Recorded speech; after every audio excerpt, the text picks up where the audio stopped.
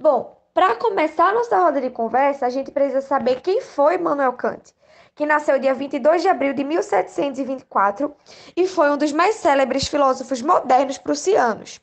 Amplamente considerado como o principal filósofo da era moderna e operou na epistemologia uma síntese entre o racionalismo continental, onde impera a forma de raciocínio dedutivo, e a tradição empírica inglesa, que valoriza a indução.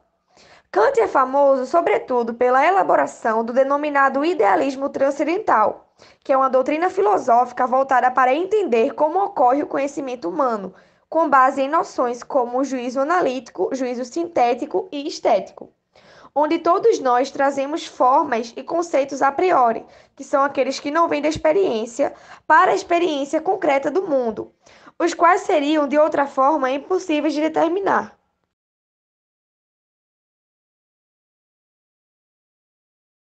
E também a filosofia de Kant é historicamente uma das mais determinantes fontes do relativismo conceptual que dominou a vida intelectual do século XX, também conhecido pela filosofia moral e pela criação de uma teoria da formação do sistema solar, conhecida como a hipótese Kant-Laplace.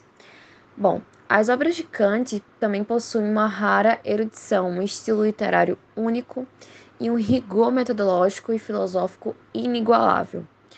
Kant também escreveu alguns ensaios populares sobre história, política e aplicação da filosofia à vida. Ele foi professor de uma universidade por quase 5 décadas e também se dedicou a outras áreas como lógica, metafísica, teoria do conhecimento e ética e filosofia moral. As ideias de Kant estão listadas: o criticismo, que é a filosofia voltada para estabelecer os limites do conhecimento humano com base em um intenso exercício filosófico, estabelecendo assim uma crítica revisionista da filosofia. Temos também o iluminismo, que estabelece que a indicação de iluminação por meio do conhecimento é o requisito para a formação de uma mente autônoma.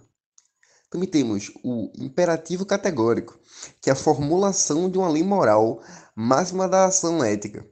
Em qualquer situação, o imperativo cântico pode ser formulado da seguinte maneira: age de tal maneira a se tornar a sua ação uma lei moral. Isso significa que a ação deve ser universalmente correta ou estar em qualquer situação em correspondência com o dever. E também há a máxima, que age de tal modo a utilizar a natureza e as pessoas como um fim e nunca como meio. Isso significa que há uma obrigação moral de não usar as pessoas como meio para que se consiga algo. Immanuel Kant ficou conhecido por ter formulado o que ele denominou de ser uma revolução copernicana na filosofia. Ele tratou de juntar elementos nas duas correntes filosóficas que mais movimentavam a filosofia europeia moderna, em uma teoria criticista, ou seja, sem cair em qualquer tipo de relativismo naquela época. No campo moral, Kant formulou uma teoria chamada metafísica dos costumes, que tenta desfazer qualquer relativismo moral empregado nas forças para descobrir as máximas ou as leis morais universais. No campo político também, Kant escreveu o livro A Paz Perpétua, em que elabora um tratado de paz e cooperação universal imaginária entre os Estados. Além disso, ele também escreveu um artigo chamado O que é esclarecimento, ou o que é iluminismo. E a relação que existe entre iluminismo e esclarecimento é justamente a tradução dos termos para o alemão. E o texto, que foi elaborado em um estilo de pergunta e resposta, defende que o ser humano deve sair da menoridade, que seria o estado de desconhecimento que impede o desenvolvimento autônomo, e chegar ao conhecimento, que seria a garantia da autonomia e do esclarecimento. Além disso, no campo estético, Kant desenvolveu uma complexa teoria, ligada à sua teoria do conhecimento, denominada estética transcendental. E essa teoria, ela está presente na Crítica da Razão Pura, que é um livro que trata majoritariamente da epistemologia, e no livro Crítica da Faculdade de Juízo, que fala especificamente dos juízos estéticos. Bom, com base nisso, nada mais justo do que a gente agora citar algumas frases famosas de Kant, começando por: Não se pode aprender filosofia alguma, só se pode aprender a filosofar, isto é, exercitar o talento da razão na observância de seus princípios universais.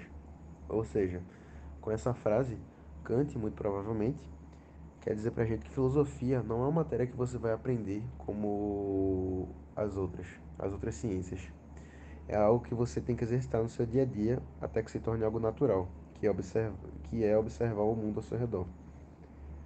Também tem: a guerra é má, por originar mais homens maus do que aqueles que matam, o que indica claramente uma opinião antagônica de Kant em relação a todo esse conceito de violência e de guerra. Tem também: a felicidade não é um ideal da razão, mas sim da imaginação, que, pelo menos para mim, está basicamente dizendo que a felicidade não é algo realmente racional. Como está dito aí, algo que vem da nossa mente. É um produto do que a nossa cabeça. É um produto da forma como a nossa mente processa aquilo que vem de fora. A gente tem também a moral, propriamente dita, não é a doutrina que nos ensina como sermos felizes, mas como devemos tornar-nos dignos da felicidade, que tem muito a ver com toda a filosofia de Kant sobre a questão da moral ser algo que o ser humano deveria praticar inerentemente, como sendo um pensamento básico que o ser humano deveria ter no seu dia a dia.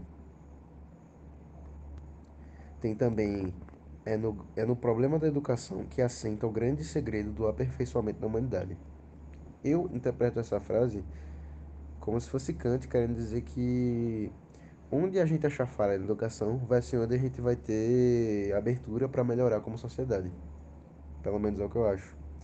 E só para finalizar, a gente tem também a frase: pensamentos sem conteúdo são vazios, intuições sem conceitos são cegas.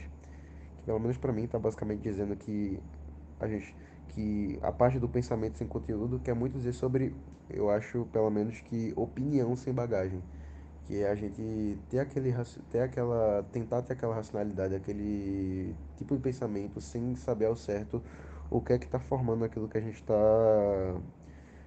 pensando. Intuições sem conceitos eu acho que tem muito a ver sobre, querendo ou não, tudo aquilo que a gente pensa acaba vindo de alguma coisa. E se aquilo que a gente pensa intuitivamente não vem de nada, então a gente acaba só agindo impulsivamente com base nessa intuição. Algumas curiosidades sobre a personalidade de Kant saltam aos olhos de leitores de suas biografias. Um homem muito inteligente, sagaz, bondoso e gentil, o filósofo tinha também certos hábitos que remetiam à sua personalidade metódica. Sabe-se que ele tinha uma rigorosa rotina e cumpria fielmente seus afazeres em horários rigorosamente controlados. Ele tinha horário certo para dormir, acordar, comer, estudar, escrever e fazer suas caminhadas vespertinas.